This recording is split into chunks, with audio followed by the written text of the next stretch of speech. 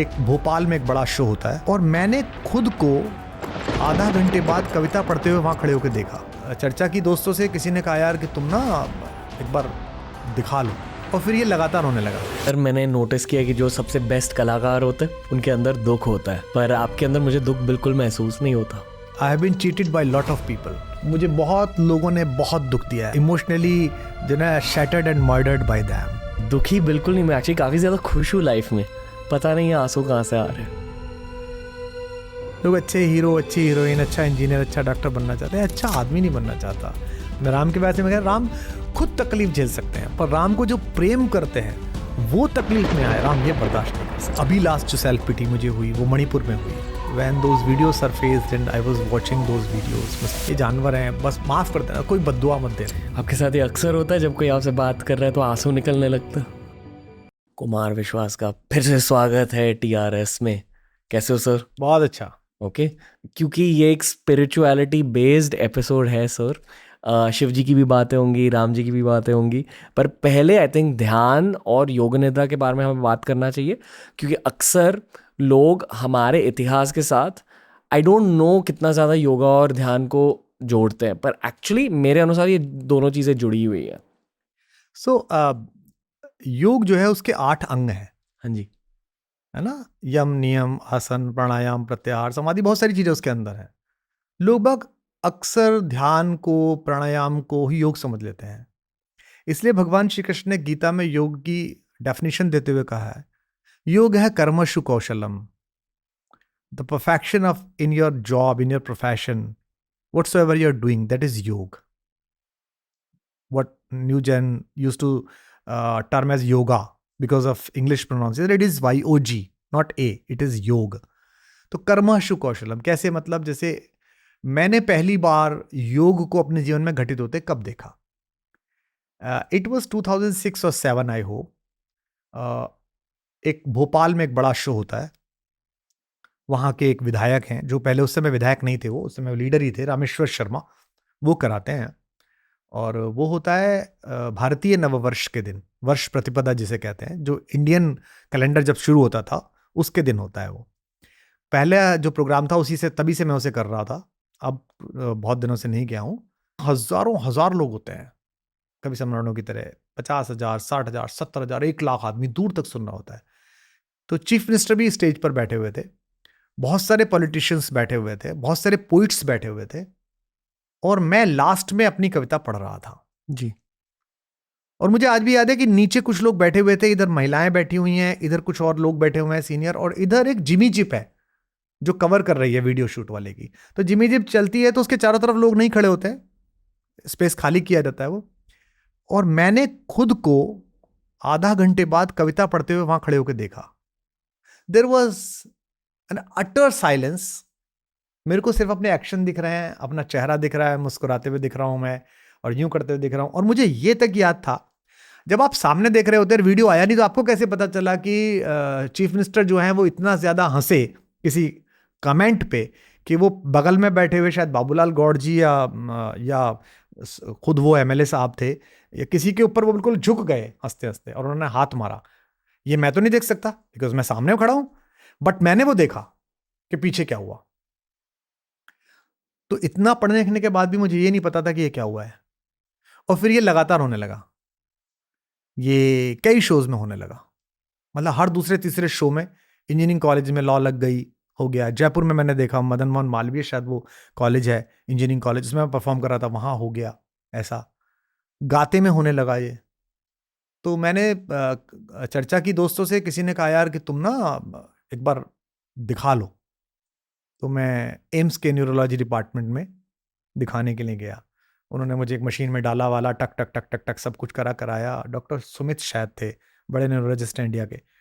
उन्होंने कहा कि कुमार साहब इसमें तो कुछ नहीं है, all is well with you, आप शायद आप थके हुए हैं, आपको नींद की ज़रूरत है, आप थोड़ा कम शो करिए, कम काम करिए। मैंने कहा ठीक है। फिर मैं एक बार ध्यान के लिए ऋषिकेश गया। वहाँ एक वशिष्ठ गुफा है जहाँ भगवान ने ध्यान किया था रावण की ब्रह्म हत्या और निर्दोष जो मर गए होंगे युद्ध में, उनकी पाप मुक्ति के लिए, या उनके पातक से बाहर आने के लिए अपने भाई के साथ। तो मैं भी वहाँ ध्यान कर रहा था। और मैं अक्सर ध्यान में गिर जाता था, तो कोई आके उठाता था। तो वहाँ एक रामकृष्ण मिशन के एक 90 वर्ष के साधु थे, जो पहले केरल में आईएएस रहे थे, पावर ग्रिड कॉरपोरेशन में, बाद में साधु हो गए। उन्होंने मुझसे टूटी फूटी हिंदी में कहा कि you want to ask something, this is the last day, tomorrow you are living, so why you are living with the baggage of questions, Ganga के किनारे रात को घूमते समय। तो I asked humbly, Swami ji ये 2 लाइफ में मेरी प्रॉब्लम चल रही हैं, एक मेरी आदत को लेके कि आदत मेरे अंदर आ रही है और जिससे मैं असहमत हूँ, और एक ये बात। तो उन्होंने मुझसे कहा, अरे ये तो एनलाइटमेंट है, इट्स वेरी डिवाइन, ये तो रेयर लोगों को होता है कि वो खुद को देख सके दृष्टा भाव से, तेरे को हो रहा है, भगवान खुश हो गया है तेरे पे, मूर्ख, लाखों लोगों में किसी में होता है, ये करोड़ों में होता है, कीप इट, कंटिन्यू इट। सो मैंने कहा हाउ टू कंटिन्यू इट? बोले इसमें डीप जा, बाहर मत आ, वहीं खड़ा रहे जहां वो बंदा खड़ा था, जिमी जिप चलाने वाला। सो मैंने कहा इससे क्या होगा? बोले इससे कुछ दिन में सब छूट जाएगा, घर परिवार नौकरी, और तू बचेगा आखिर में, शुद्ध आत्मा चेतन। सो मैंने सोचा, और मुझे लगा ये तो बहुत गड़बड़ है। I have lot of responsibility, I have lot of work I have to do. So मैंने फिर क्या करा कि खुद से बात करके उसे ब्रैकेटेड करना शुरू किया कि मेरा ध्यान का समय ये रहेगा, जगह ये रहेगी, चीज ये रहेगी। तो मेरा ध्यान अक्सर लगता है क्रिएटिविटी में, जैसे मैं गीत लिखता हूं तो ध्यान लग जाता है। मतलब 3 घंटे की फ्लाइट है, 8 घंटे की फ्लाइट है लंदन की हिथ्रो की, या 5 घंटे की सिंगापुर की फ्लाइट है, और मैं एक गीत में उतर गया आखिर के 2 घंटे में, एक नया गीत लिखने लगा। अब वो जनरली बिजनेस क्लास में बंदी जो आती हैं वो ज्यादा आपको टोकती टाकते नहीं है, वो देखते हैं बेल्ट बंधा हुआ है, ठीक है, ज्यादा कुछ नहीं। और ऐसा मुझे पता नहीं चला कि फ्लाइट उतर गई, जबकि लैंड होना अपने आप में प्रोसेस है। कुछ होने लगता है यहाँ पर और आप संभालने लगते हैं, आपको लगता है मैं गिर तो नहीं जाऊंगा, और अच्छी सी लैंडिंग हो गई, और मुझे पता ही नहीं है कि लैंडिंग हो गई है। और पीछे से मेरा मैनेजर आके मुझसे कह रहा है कि सर चलिए, और तब तक मैंने बैल्ट नहीं खोली है अपनी। ये ध्यान है कि आपके पड़ोस से कोई आदमी खड़ा हो गया है, इधर से पीछे कोई खड़ा हो गया, और आप लगे हुए हैं इस गीत में, आप इसमें इंट्यून्ड हो गए हैं। सो आजकल ध्यान लगता है मेरा अक्सर क्रिएटिविटी में, लिखने में, और अब ध्यान लगता है स्पिरिचुअल चीज़ों में, कि मैं मानस पढ़ रहा हूँ और मेरे को कोई अर्थ खुल गया उसका, तो मैं भूल गया कि मैं कहाँ बैठा हुआ हूँ, और इतना भूल गया कि मैं दिन भूल गया, रात भूल गया, जगह भूल गया, मुझे निकलना था ये भूल गया।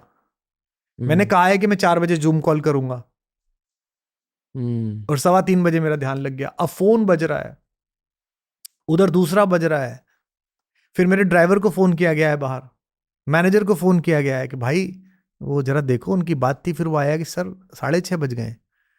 तो ये जो टाइमलेसनेस हो गई, जो कि गिनती में है बिल्कुल, 3:30 से 6:30 कैसे बज गए, और अभी आपको लगा ही नहीं कि 6:30, आपने तो लंच भी स्किप कर दिया और आपको भूख ही नहीं लगी, तो इसका मतलब एग्जिस्टेंस भी लैप्स कर गया आपका। तो यही ध्यान है, और यही योग निद्रा है मेरे लिए। तो स्टेट ऑफ फ्लो जो क्रिएटिव प्रोफेशनल्स के लिए एक तोहफे की तरह होता है, भगवान के तोहफे की तरह होता है। मतलब एक्सेल करते हैं, जैसे आपके पॉइंट जुड़ते चलते हैं ना, जो नेटवर्किंग की, मार्केटिंग की नेटवर्किंग होती है, उसमें पॉइंट जुड़ते हैं कि ये प्रीमियम हो गए, ये एमरल्ड हो गए, ये ऐसे हो गए। तो मुझे लगता है कि भगवान जब आपको क्रिएटिविटी के किसी तल पे पहुंचा रहा होता है, धीमे धीमे सोचने के, साधना के, तो आपको वो ईज दे देता है काम करने की। अब काम कर, मैंने समय रोक दिया। तो पहले मैं बहुत सोचता था कि 700 श्लोक संस्कृत के भगवान ने सुनाए अर्जुन को, धर्म क्षेत्र कुरुक्षेत्र से लेके, और हम त्वा सर्व पापेभ्यो मोक्षयिष्यामि मा शुचः श्रीमद् भगवत गीता में। तो उस समय बाकी लोग क्या कर रहे होंगे, क्योंकि सैन्योर मध्य, सेनाओं के मध्य में, हे अच्युत मेरा रथ ले चलो, ये कहा अर्जुन ने। वहां खड़े होके वो कांपने लगा कि ओ माय गॉड, चाचा को कैसे मारूं, गुरुजी को कैसे मारूं, और उसके हाथ से धनुष गिर गया, उसके होंठ कपकपाने लगे, उसका गला सूख गया, और भगवान ने कहा तू बैठ बेटा, मैं तुझे सुनाता हूं। और भगवान ने उसको खड़े होके 700 श्लोक सुनाए। तो मैं छोटा बच्चा था, थोड़ा बड़ा हो, मैं सोचता यार क्या अजीब बात है, 700 श्लोक जब सुनाए होंगे, आज भी गीता पढ़ने में इतना वक्त लगता है, तो वो क्या कर रहे थे उधर, वो देख रहे थे धृतराष्ट्र के क्या सुना रहा है ये अपना दुर्योधन, वो देख रहा था कर्ण क्या, या अर्जुन क्या कर रहा होगा। अब मुझे पता चला दैट वाज टाइमलेसनेस, कि टाइम था ही नहीं, उन दोनों के संवाद के बीच में टाइम नहीं था, because that was absolute dhyan, that was absolute yog, because Yogeshwar was talking about yog to a yogi. One of the finest yogi he created, that was Arjun.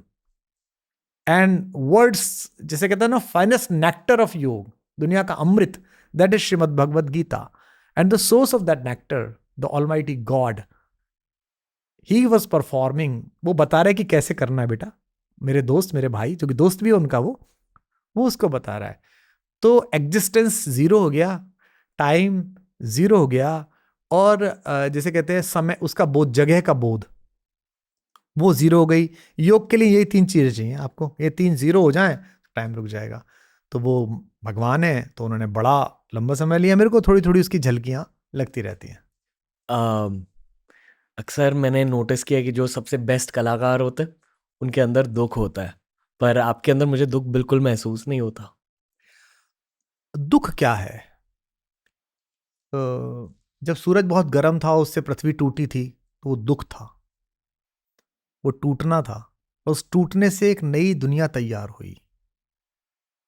जो बीज नीचे टूटता है जमीन के अंदर दबा हुआ, वो भी टूटा है, पर उससे एक नया पेड़ तैयार हुआ. बादल से जो बूंद टूटती है, वो भी उससे टूट के गिरती है, पर वो जमीन पर गिरती है, और जमीन पर लोग खुश हो जाते हैं, फसलें पैदा होती है. माँ की गर्भनाल से जुड़ा हुआ जो बच्चा 9 महीने तक उसको महसूस करता है, वो बाहर आते ही माँ से टूट जाता है, दुख है उसका, लेकिन उसको एक नई जिंदगी मिलती है. तो मैं अंदर से खूब टूटा हूं. I have been cheated by lot of people. मुझे बहुत लोगों ने बहुत दुख दिया है. I have been cheated in love, I have been cheated in my profession.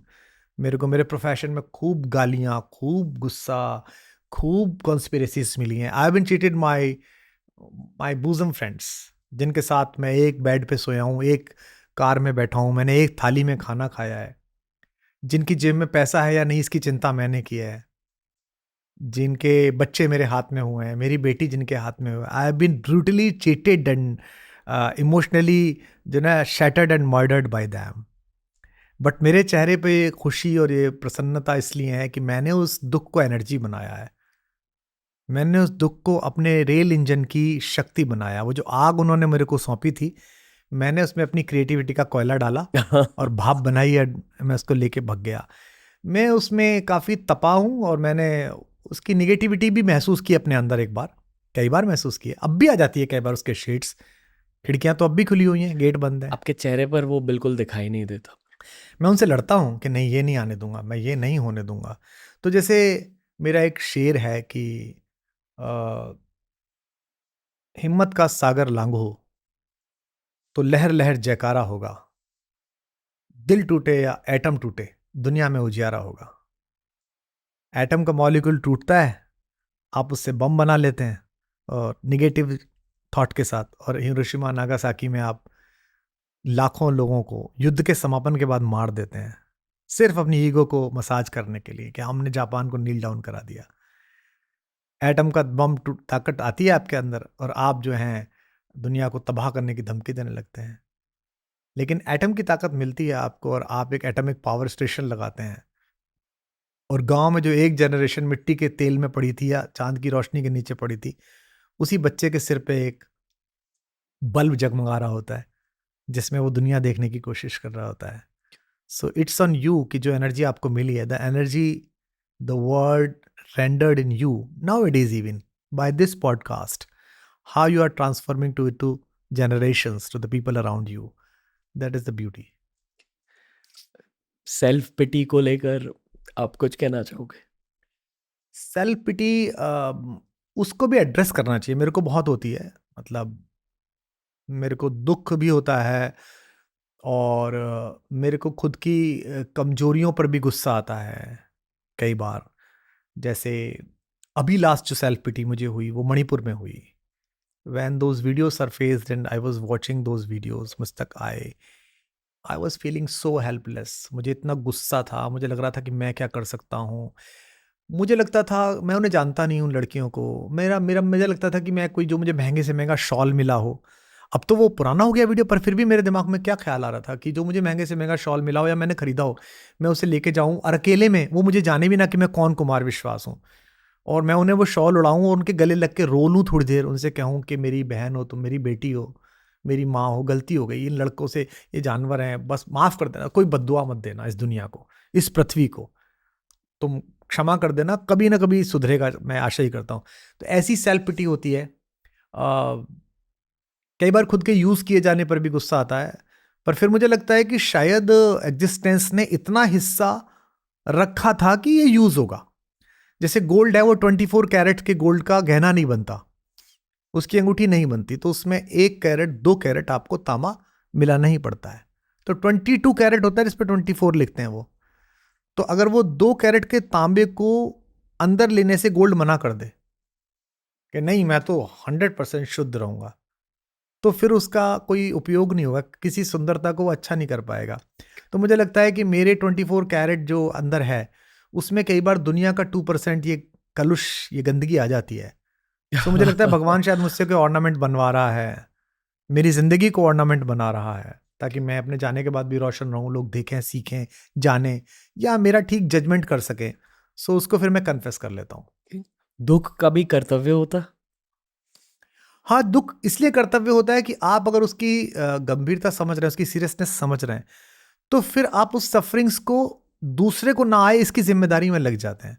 जैसे मैं अक्सर अपने राम के सीज़न में सुनाता हूँ कि अ, राम जिस रास्ते से आए थे, जब भरत उनको बुलाने के लिए वापस आए, तो भरत ने चप्पल नहीं पहनी। तो समवन आस्क्ड कि महाराज आप चप्पल पहन लीजिए। तो उन्होंने कहा नहीं, नहीं भैया, इस रास्ते से गए हैं तो I want to feel this, कि उन्होंने कितना कष्ट उठाया है। और उधर दूसरी तरफ राम वनदेवी को बुला के बोलते हैं कि मेरा एक काम कर दोगी? वो कहती है अरे भगवान आप काम बोल रहे हैं, बताइए आप। तो वो कहते हैं कि ये रास्ते के ना सारे कांटे हटा दो जिस रास्ते से मैं आया हूँ। तो बोले क्यों, आप तो आ चुके? बोले मेरा छोटा भाई भरत है, वो मुझको ढूंढता हुआ आएगा, सो उसको कांटे नहीं लगने चाहिए। तो वो बंदे भी कहती है हटा देती हूँ, पर वो इतने कोमल है क्या कि कांटे से उनको दर्द हो जाएगा? तो भगवान कहते हैं कि कोमल तो नहीं है, वो बहुत कठोर है और बहुत ताकतवर है, बट अगर उसको एक भी कांटा चुभा तो उसको इस बात का दुख बहुत ज्यादा होगा कि मेरी वजह से भैया इस रास्ते पे चल के आए। So this is the duty bound grief, कि एक दुख ने कितना ड्यूटीफुल दोनों भैयाओं को बना दिया है।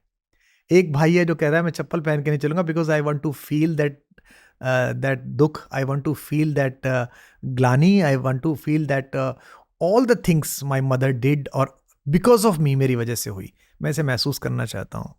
और एक भाई है जो कहता है कि मैंने झेल लिया तो झेल लिया, ये तुमको ना झेलना पड़े। जैसे हम मैं अपने जो मेरे शिष्य हैं, जो मेरे जिनका मैं गुरु हूँ, उन बच्चों के लिए कई बार वो मुझे काम सौंप के सो जाते हैं और मैं बेचैन रहता हूँ, यार उसका वो काम नहीं हुआ। या जैसे आप जब पढ़ते होंगे, मैं जब पढ़ता था या मैं शुरुआत के कवि सम्मेलनों में था, आप बिना रिजर्वेशन बाथरूम के पास सूटकेस पे बैठ के जा सकते हैं, but your mother is going, your wife is going, then you can't do that. आपको चाहे ट्रेन खरीदनी पड़े, आपको चाहे टीटी के चरणों में लेटना पड़े कि ना माँ जा रही है, एक सीट दे दे, बिकॉज आप वो दुख झेल सकते हैं, बट आपको जो प्यार करते हैं, जिन्हें आप प्यार करते हैं। तो इसलिए मैं कहता हूं कि भगवान खुद कष्ट सह सकते हैं। मैं राम के वजह से मैं कह राम खुद तकलीफ झेल सकते हैं, पर राम को जो प्रेम करते हैं वो तकलीफ में आए, राम ये बर्दाश्त नहीं कर सकते। आपके साथ ये अक्सर होता है जब कोई आपसे बात कर रहा है तो आंसू निकलने लगता है? हाँ, मेरे शोज़ में बहुत लोग रोते हैं। कल परसों भी मैं बिरला में था, कलकत्ता में, उसमें विश्व बांग्ला में, तो lot of people were weeping when I was talking. वो हँसते भी थे, वो रो भी रहे थे। और मैं ये मानता हूँ कि लोग मुझसे बहुत बात कहते हैं कि आपको सरकारें कभी कोई एक्रीडेशन नहीं देती, सो कॉल्ड जो सम्मान-वम्मान मिलते हैं, पद्मश्री, पद्म भूषण आपको कभी नहीं मिलता। 33-34 साल हो गए मुझे बोलते हुए। तो मैं कहता हूँ मेरे को रोज़ मिलता है। मैं रोज़ जब बोलता हूँ, रोज़ लोगों से बात करता हूँ, तो लोग मुझे अपने घर का भाई समझ के, माएँ अपना बेटा समझ के, बहनें अपना भाई समझ के, लोग अपने दोस्त समझ के, बच्चे अपना, छोटी बेटियाँ, अभी मैं कल कहा था कर्णावती यूनिवर्सिटी अहमदाबाद में, एक अच्छी यूनिवर्सिटी गांधीनगर में, उसमें था। So the girl around me, जो छोटी बच्चियाँ थीं, मतलब उनमें मेरे को छोटी वाली बेटी की एक में झलक दिखी, एक में, दे वर सो अफेक्शनेट, और वो बिल्कुल अपने जैसे कोई घर का गार्जियन, बड़ा चाचा आ गया है, मामा आ गया है। सो ये कनेक्शन हो ही नहीं सकता अगर आप इसमें फर्जीवाड़ा डाल दें, अगर आप इसमें गेट्स लगा दें, ब्रैकेट्स लगा दें, और मैं सोचने लगूं कि यार ये रणबीर इलाहाबादिया का शो है, इसमें फलां बात जानी चाहिए, तो नहीं होगा ये। अरे नहीं जाए यार, छूट जाए, अगले में चली जाएगी। इसलिए आपसे बात करने में मज़ा आ रहा है। मैं दुखी बिल्कुल नहीं, मैं एक्चुअली काफ़ी ज़्यादा खुश हूँ लाइफ में। पता नहीं ये आंसू कहाँ से आ रहे हैं। ये इसीलिए आ रहे हैं बिकॉज क्या है कि आप जब लगातार काम करते हैं तो आप खुद का आकलन नहीं कर सकते। आपके चेहरे पर कोई चोट है या आपके कान के पास कोई चोट है, ये आपको नहीं पता चलती, या आईने को पता चलती है। तो जब कभी आप किसी आईने के सामने होते हैं तो आपको पता चलता है कि आपके भीतर गहरे कहीं दुख भी है, आपके भीतर गहरे कहीं सुख का आंसू भी है। आपको पता है ह्यूमर जो वर्ड है वो लैटिन वर्ड है, और वो कहां से बना है? लैटिन में एक वर्ड है ह्यूमरॉन। ह्यूमरॉन उस आंसू को कहते हैं जो हंसते हंसते आता है। अगर आप किसी के दुख में रो नहीं सकते तो आपको अपने सुख में हंसने का अधिकार नहीं है। Then you have no right to smile and laugh with your own goodness and happiness if you can't cry for others. तो जो गहरे अंदर एक खुशी का आंसू है, मुक्त हो जाने का आंसू है। आई होप यू अंडरस्टैंड मुक्त होना। जी। मुक्त होना मतलब अपने अंदर से जो गंदा है उसको बाहर फेंक देना। जैसे हमने जो खाना खाया कवि कुटीर पे, इसका प्रोसेस होगा, इसमें से एंजाइम्स बन जाएंगे, इसमें से ब्लड सेल्स बन जाएंगी, इसमें बाकी चीजें बन जाएंगी। इसका जो वेस्टेज होगा वो सुबह निकल जाएगा। जब उस वेस्ट को निकालते समय, एग्जिट करते समय हमको इतना रिलीफ लगता है कि oh my God now I am fresh. तो सोचो कि अपने ही खाए हुए सामान से एक छोटा सा वेस्ट बना, उसे निकालते हुए, तो दुनिया का दिया हुआ वेस्ट अगर आप अपनी आत्मा से निकालें, अपने मन से निकालें, तो कितनी फ्रीनेस आती है। लोग इसे सोचते ही नहीं है, समझते ही नहीं है। और जो भी धार्मिक चीज़ों के बारे में आप बात करते हो, आई एम श्योर कि आपकी लाइफ में एक पॉइंट था जहाँ आपने उन्हें खुद के लिए पहले अपनाया, वहीं आपकी ट्रांसफॉर्मेशन हुई? अगर हाँ, तो ये कब की बात है? बेसिकली तो ये वो 2006-2007 का वक्त है जब मैं एक्सेल कर चुका था एज ए पोइट। हिंदी कवि सम्मेलन में मेरा बड़ा संघर्ष था कि मुझे नंबर 1 कवि बनना है। I have to be the number 1 poet. अब नंबर 1 पोइट के क्राइटेरिया क्या होते हैं? होता है कि उसका पेमेंट सबसे ज़्यादा होना चाहिए, होता है कि उसके पास सबसे ज़्यादा शो होने चाहिए, ये होता है कि उसके पास सबसे ज़्यादा ऑडियंस होनी चाहिए, उसकी परफॉर्मेंस बाकी सबसे ऊपर होनी चाहिए। जी। कोई 25 मिनट में बैठ जा रहा है, कोई 35 मिनट में बैठ रहा है, वो 1 घंटा 1.5 घंटा तालियां ही तालियां बज रहा है। उसकी रिकॉल वैल्यू बहुत होनी चाहिए। अगर वो अहमदाबाद शो करने गया है तो अहमदाबाद में साल भर में उसके पास 40 शो आने चाहिए। So I was working hard for it from 2000, और उससे भी पहले शुरू तो कैरियर काफ़ी जल्दी शुरू कर दिया था मैंने। पर बचपन में आप आध्यात्मिक नहीं थे? नहीं, बचपन में मैं अपनी माँ की वजह से आध्यात्मिक था। आध्यात्मिक क्या होता है कि मुझे क्या सिखाया गया था? झूठ मत बोलो, ओके। किसी का चुराओ मत, ये गलत हो गया है, ये कीड़ा आ गया, इसको इसको हड़का के बाहर निकाल दो, मारना नहीं है इसको। यही आध्यात्मिकता है ना। बचपन में हमारे घरों में यही आध्यात्मिकता है। या भगवान का ध्यान कर लो, बैठ जाओ, क्योंकि वहाँ तो ब्रेड एंड बटर की समस्या ही छाई हुई रहती है उन घरों में। सो मुझे 2004 में वो अचीव हो गया जिसके लिए मतलब मैं लगा हुआ था। I was longing for 10-12 years के वन फाइन डे मुझे यहाँ पहुँचना है कि people start listening to me, the country start listening to me. So जो हमारे यहाँ के उस समय के सबसे बड़े पेड पोइट थे, as a very popular person, and I respect him like anything and he loves me like anything. तो मैंने उनसे पूछा, 2004 का एक शो था, कि आप अपने पैसे बढ़ा लीजिए। मैं उन्हें चाचा जी बोलता हूँ, Surendra Sharma ji, everyone knows it. मैंने कहा चाचा जी आप अपने पैसे बढ़ा लीजिए। तो उन्होंने मुझसे पूछा क्यों ऐसी बोलते हो?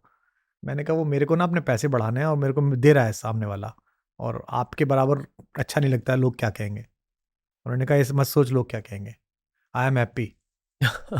मेरे प्रोफेशन में कोई इतने पैसे पाएगा तो बढ़ा ले, और मेरे को पता है मेरे को लोग कितने देंगे। तो मैंने with due permission of the best artist around at that time on stage, I skilled it up. So वो चलने लगा, फिर और चलने लगा। फिर जब मुझे परमिशन मिली गई और मैं ले रहा हूँ तो फिर और बढ़ने लगा। तो 4-5 आते आते आप बहुत चलते हैं, बहुत चलते हैं, बहुत चलते हैं। एवरेस्ट पे कोई रुकता नहीं है, घर नहीं बनाता। शिखर की सबसे बड़ी प्रॉब्लम यह है कि वहां से लौटना पड़ता है आपको। कहते मैं चढ़ना चाहता हूँ, मैं अचीव करना, अब क्या कर लिया, नाउ आईएएस बनना था बन गए, अब प्रधानमंत्री बनना था बन गए, अब अच्छा कर लो एंजॉय प्रधानमंत्री बनने को, कर लो एंजॉय आईएएस बनने को, कर लो नंबर 1 पॉडकास्टर, नंबर 1 पोइट बनने को, कितने दिन करोगे? बोर हो जाओगे। अब यहां से लौटने के 2-3 तरीके हैं कि एक तो आप उस लौटने को अपना डिमोशन मानते चलो। अरे सर, हमारा एक जमाना था, कोई नहीं थे हीरो, मैं ही चलता था, ऐसे। वो फ्रस्ट्रेशन, निगेटिविटी, जो कि बॉम्बे में बहुत है, बहुत ज़्यादा। वो पूरे टाइम आप उनसे मिलिए, वो यही बातें करते रहते हैं। बॉस, मेरी 2002 में जो फिल्म आई थी, ये तो कोई खड़ा नहीं मिलता था, और SR के वो था, वो सब। बिकॉज वो जब भी ग्लोरीफाइड पास्ट के बारे में बात कर रहे हैं, तो बेसिकली उनका वर्तमान, उनका जो जो इस समय प्रेजेंट है, वो इतना दरिद्र है, इतना कमजोर है कि वो उसकी वजह से उसे जस्टिफाई कर रहे हैं। मुझे ये करना नहीं था। तो नाउ जो एनर्जी आई है, जो आप पहुंचे हैं शिखर पे, अब इसको आप ऊंचाई अचीव करनी है कि कंपटीशन से बाहर आ जाइए। सो आई rendered and surrendered and deputed all of my business, all of my things to my office, कि भाई आप जानो शो कैसे बुक होगा, कितने पैसे होंगे, घर को कितने चाहिए, ऑफिस को कितने चाहिए, तुम्हें कितने चाहिए, मुझे कितने चाहिए, let me do my work. So वहां से स्पिरिचुअल सफर सोच का शुरू हुआ। फिर ज़रूरतें थी ज़िंदगी की, क्योंकि पिताजी ने सदा ये सिखाया था कि 4 पैसे बचाओ, घर बनाओ, बच्चों को अच्छे से पढ़ाओ। उन्होंने बेचारों ने कम से कम रिसोर्सेज में, मेरी माँ ने इतनी तपस्या करी, इन मेरे फादर ने, कि हम बच्चों को कितना अच्छा पढ़ाया। तो मेरे भी 2 बेटियां, इनको अच्छे से पढ़ाओ। And I am lucky enough, मेरी वाइफ जो है वो बहुत ही सपोर्टिव, जिसे कहते हैं ना, बहुत ही क्लियर हार्टेड, एक ऐसी महिला जिसकी ज़िंदगी बड़ी सीधी, नो कॉम्प्लिकेशंस।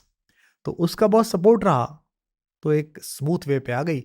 बीच में ये टाइड चलते रहे, कॉन्स्पिरेसीज, बदनामियां, मुकदमे, जेल, दामिनी आंदोलन, सड़क पे लड़ना, लाठी खाना, आपके साथ चीटिंग हो गई, ये हो गया, चलता रहा। अन पार्ट ऑफ लाइफ मान के मैं एक ऑब्जर्वर की तरह, गीता में आता है दृष्टा भाव। Ranbir is doing this podcast, बस रणबीर इसे खड़ा देख भी रहा है कि इज रणबीर डूइंग गुड और नॉट, और बीच बीच में आके समझा रहा है। तो मैं दृष्टा भाव के साथ करता रहा, जर्नी इज गोइंग ऑन। आप दोनों मिले कैसे? ये बहुत ही खूबसूरत किस्सा है। मेरा राजस्थान में गवर्नमेंट कॉलेज में सिलेक्शन हो गया। तो वहाँ क्या होता है, पब्लिक सर्विस कमीशन सिलेक्शन करता है आपका, इंटरव्यूज़ लेके, एग्जाम्स, इंटरव्यूज़ जो भी होते हैं, उसके बाद वो आपको कॉलेजेस अलॉट करता है। तो मेरे को जयपुर में रहना था। तो at that time there was a minister of education, मतलब he loves me because of kavi sammelan. मैं कोटा जाता था, उनको बहुत पसंद था। Late Lalit Kishore Chaturvedi was a very reverend, very great and very popular leader of Hadoti. So मैं उनको जानता ही था। मैं उनके ऑफिस घर चला गया, मैंने कहा दादा मेरा सिलेक्शन हो गया, मैं असिस्टेंट प्रोफेसर हो गया। बहुत अच्छा, बहुत अच्छा। तो मैंने कहा मेरे को जयपुर में कोई कॉलेज दे दीजिए। तो इस साइड जयपुर में कोई कॉलेज ही नहीं है गवर्नमेंट का, तो प्राइवेट कॉलेज है, और सबसे नियरेस्ट कॉलेज शाहपुरा में है। जयपुर के पास एक 20-30 किलोमीटर एक जगह है, और वहीं सब नौकरी करते हैं, डेली जयपुर से जाते हैं, आ जाते हैं, तू भी वहाँ कर ले। मैंने कहा इट्स वेरी ब्यूटीफुल, ये दे दीजिए, मुझे जयपुर ही रहना है।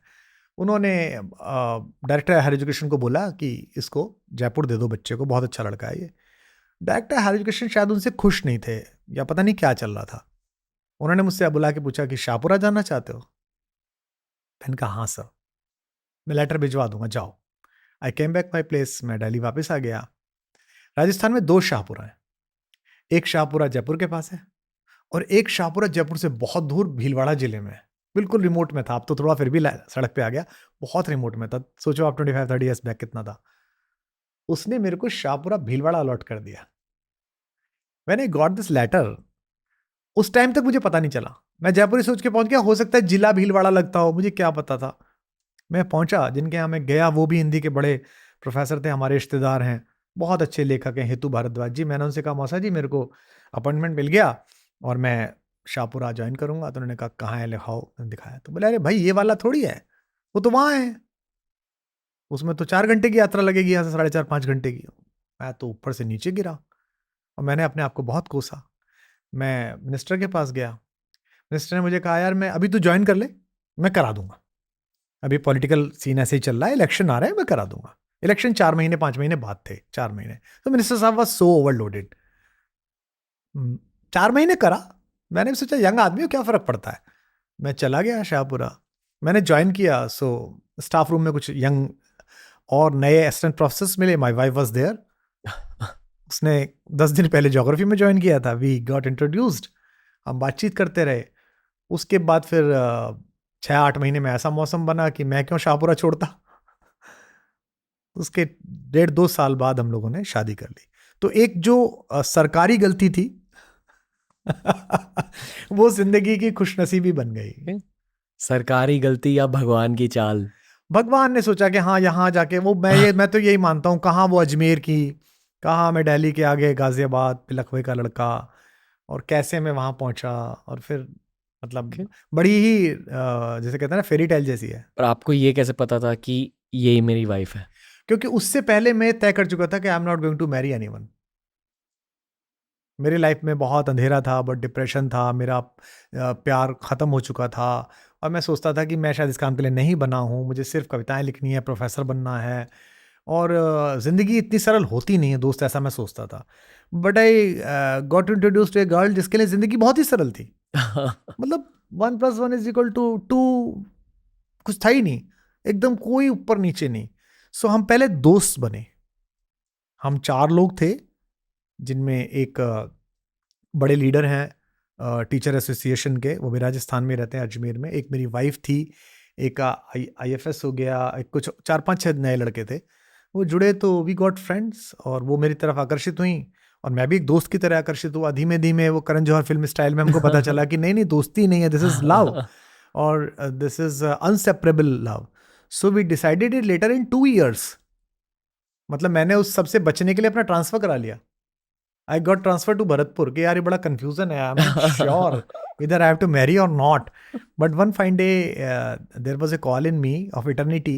उनके यहाँ तो थी ही, तो मुझे लगा कि नहीं नहीं, अगर अगर नहीं करनी है तो बात अलग है, अगर लाइफ में किसी के साथ रहना है तो दिस इज द गर्ल जिसके साथ लाइफ तुम जैसे आदमी की कट जाएगी, जो इतना अजीब तरह से सोचता है, वियर्ड, कभी कुछ करने लगता है, कभी कुछ करने लगता है, but she is cute enough, ये चला लेगी, निभा लेगी भाई तुझको। Okay. और अभी मैं मानता हूँ कि उसने निभा लिया एंड शी इज निभा रही है। शादी को लेकर आप मुझे एडवाइस दो सर। शादी में जब सोचो तो बस ये सोचना, मैं तो क्या एडवाइस दूं, उस बंदी के साथ या बंदे के साथ जो भी शादी करता है बंदा, कि इसकी सब चीजें हटा दो, कि जाति, इसका धर्म, इसका स्टेटस, ये जो शुद्ध एक आदमी है, इसमें क्या क्या तो ऐसा है जो थोड़ा थोड़ा बदला जा सकता है मेरे और इसके अंदर, और क्या क्या ऐसा है जो भाई ये तो चाहिए ही नहीं, ये तो हो ही नहीं सकता। ऐसे आदमी के साथ तो मैं कैसे जी सकता हूं या जी सकती हूं। बस जो कॉम्पैक्टिबिलिटी है वो सोल की पता चल जाती है कुछ दिन में, 2-4-5 बार मिलने पे, 6-7-8 बार मिलने पे, बातचीत करने में, इश्यूज बात करने में।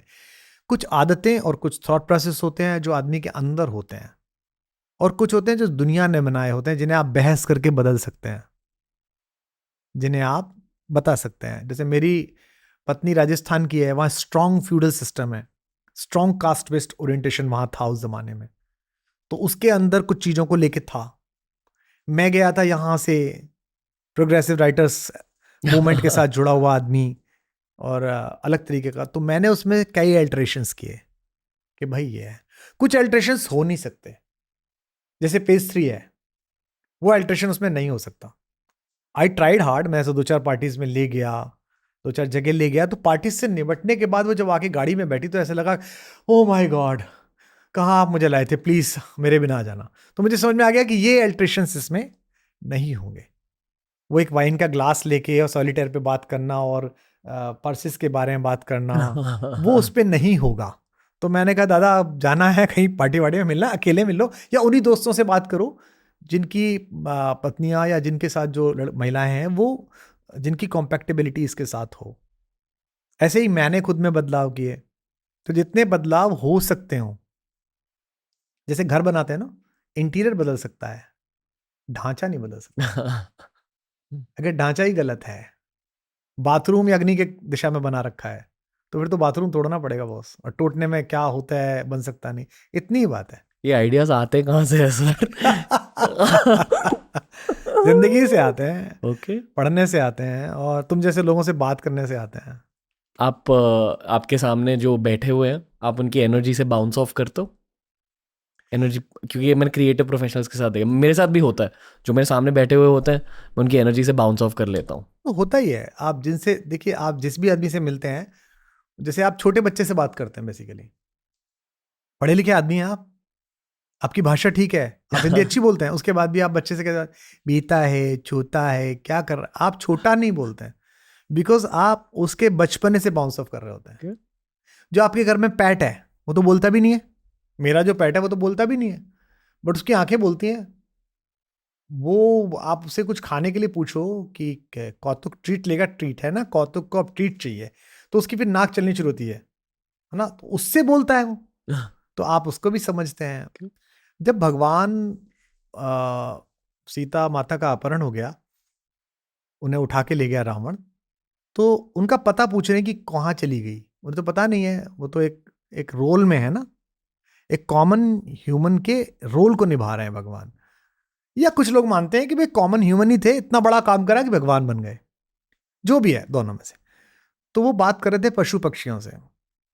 In one of my sessions, somebody asked me this question, a young girl or a boy, he asked me, sir, how can be this, such a silly thing could be possible that such a reverend, such enlightened, such a great person is talking to,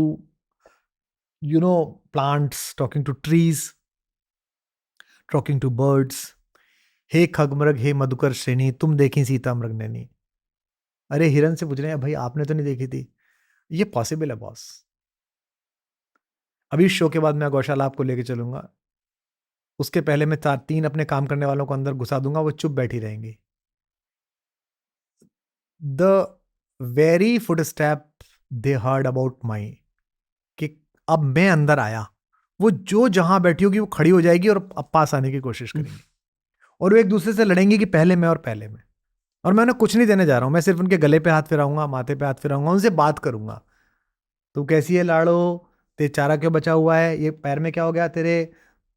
तो इसका मतलब बात समझ रही है, इसका मतलब मैं भी उनकी बात समझ रहा हूँ। तो एनर्जी तो बाउंस बैक होती ही है। नकारात्मक लोगों के साथ नेगेटिव होती है। आप उनके साथ बैठ लीजिए, आप कोई नेगेटिव लोगों के साथ बैठ लीजिए, लगातार 5-6 दिन बैठ लीजिए, आपके अंदर नेगेटिविटी आनी शुरू हो जाएगी। ये शायद लाइफ की सबसे ज़रूरी स्किल होती है। इसे सत्संग कहते हैं, जो हमारे यहाँ बहुत ज़्यादा नहीं, सत्संग करो, सत्संग करो, अच्छे लोगों के साथ बैठो, अच्छी बातें करो। लोगों की एनर्जी जानना। जैसे हमारे यहाँ एक शिकायत मुझे मिलती है, ट्विटर पर बहुत मिलती है, फेसबुक पे तो कम मिलती है, कि सब आपकी टीम ने हमें हमें ब्लॉक कर दिया, अब हम आपका ट्वीट नहीं देख पा रहे हैं। सो ये कैसे होता है भाई, 10 मिलियन लोग हैं, तो थोड़े से ब्लॉक भी होंगे, 10-20 हज़ार, 5,000, 10,000 लोग ब्लॉक होंगे। क्यों हुए?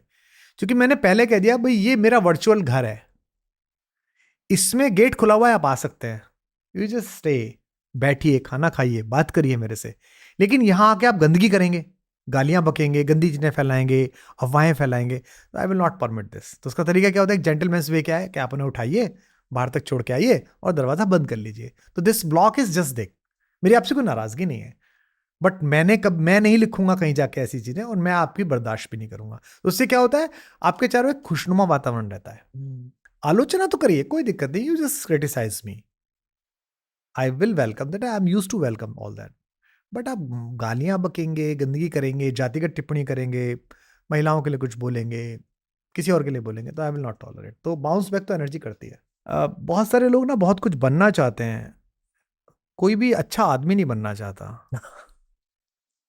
लोग अच्छे हीरो, अच्छी हीरोइन, अच्छा इंजीनियर, अच्छा डॉक्टर बनना चाहते हैं, अच्छा आदमी नहीं बनना चाहता। तो बेसिकली जब आपके घर में दूध ही नहीं है, तो आप मिठाई कैसे बनाओगे? आप चर्चा कर रहे हो कि मैं लड्डू बना लूँ, बना लेके मैं नहीं, मैं घेवर बना लेता हूँ, नहीं मैं ये बना लेता हूँ। अरे भाई दूध ही आपका पोल्यूटेड है यार, यूरिया का है, दूध ही आपका सेपरेट है जिसमें से फैट निकला हुआ है, तो बनाओगे ही क्या इसमें? और दूध का है, वो अंदर का एक तत्व है, अंदर का एग्जिस्टेंस है, जो सोल है, आपने वही करप्ट कर दी। इसलिए हमारी पुरानी कहानियों में जितना भी है, वो पूरी योजना राक्षस की क्या है कि सोल करप्ट कर दो। शरीर करप्ट कर दोगे तो शरीर तो ठीक हो जाएगा।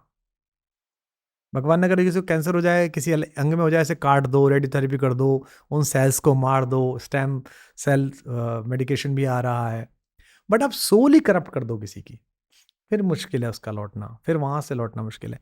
तो वो जो सोल है उसे बचाए रखना, when I was in that political field, और वन फाइन डे एक ऐसे क्रॉस रोड्स पे हम आ गए, जब तू या मैं, तो मेरे पास ये ऑप्शन था कि मैं कुछ भी कर सकता था, सब चीज़ अपने हाथ में ले सकता था। तो मैंने कहा ये तो नहीं करेंगे, ये तो इस दिन के लिए नहीं पैदा हुए कि हम ये सब करते फिरें। तो एक बहुत बड़े लीडर ने मुझसे पूछा था कि फिर करोगे क्या, लास्ट में बचेगा क्या? पॉलिटिकल कैरियर तो एक आदमी खत्म कर देगा, और फिर ये तुम कैसे करोगे? तो मैंने उसको कहा कि क्या बचना, मतलब तुम पर क्या बचेगा? तो मैंने कहा मैं चाहता हूँ परसेप्शन बचे बस। वो जो परसेप्शन है वो सोल है। आप ड्राइवर को समझाते नहीं हो कि आपको देख के मुस्कुराना है, आपको गले लगाना है। आप कलकत्ते में शो के बाद पीछे भागती हुई एक औरत जिसको आर्थराइटिस है, जैसे चलने में भी प्रॉब्लम है, पर वो भाग रही है पीछे और आके रोने लगी, और उसने अपने गले का हार निकाला डायमंड का, और मैं उसे रोक रहा हूँ और वो मेरे गले में डाल रही कि मैं बस आपको देखना चाहती थी भैया।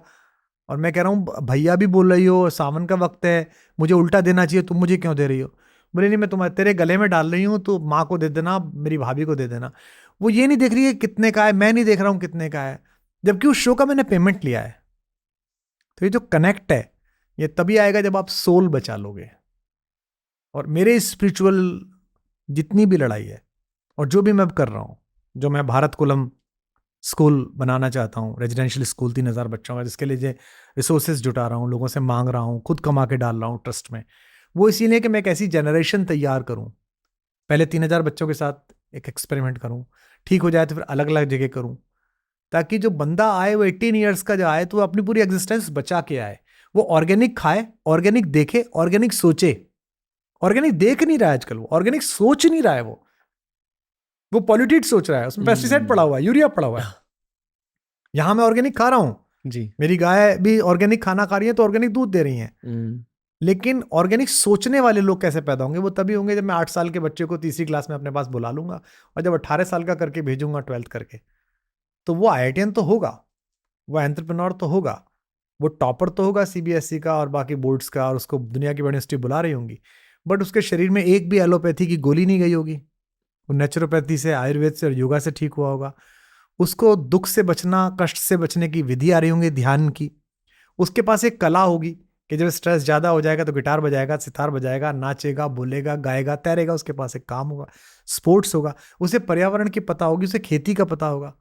सो एक ऐसा बच्चा, ऐसा लड़का लड़की तैयार करने के लिए मुझे लगता है कि ये ध्येय अच्छा है। और आजकल मैं पागलपन की तरह भारत कुलम में लगा हुआ हूँ, I am inviting you and each and everyone कि सब आएँ, उसमें सहयोग करें कि वो कैसे बनेगा। जी, तो मैं कोशिश कर रहा हूँ। नहीं 100% सर, नीचे हम लिंक कर देंगे आपके सारे लिंक्स। आई फील कि आप अपने कंटेंट के थ्रू, अपने कविताओं के थ्रू बहुत सारे लोगों की मदद कर रहे हो। इस पॉडकास्ट के लिए मैंने काफ़ी ज़्यादा रिसर्च किया था आप पर, वहाँ से भी थोड़ी हीलिंग मिल गई, पर आपसे बात करके असली हीलिंग मिल गई, तो थैंक यू। हम पहले मिल चुके हैं, पता नहीं कब, पर मिल चुके हैं और मिलते रहेंगे, आई होप सर।